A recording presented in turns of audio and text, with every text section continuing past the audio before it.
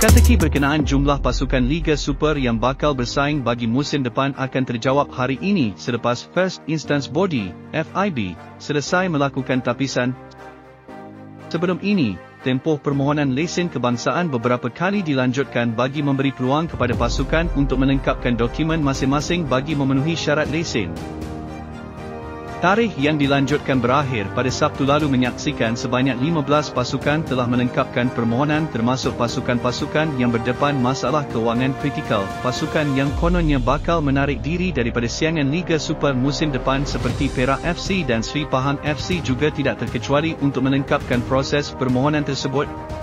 Situasi berkenaan seolah-olah menyaksikan pengumuman untuk menarik diri hanyalah gimik atau usaha terakhir pasukan berkenaan untuk meraih simpati bagi memastikan mereka terus bernyawa di Liga Super.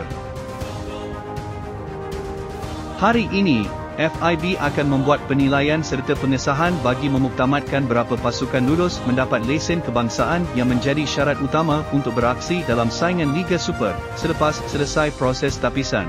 Liga Bola Sepak Malaysia, MFL, akan mengesahkan kelab yang layak bertanding di Liga Utama Bola Sepak Tempatan yang dijangka bermula Ogos depan. Selain pasukan dari dalam negara, difahamkan Liga Super pada musim depan bakal diserikan dengan kehadiran pasukan Brunei DPMM FC.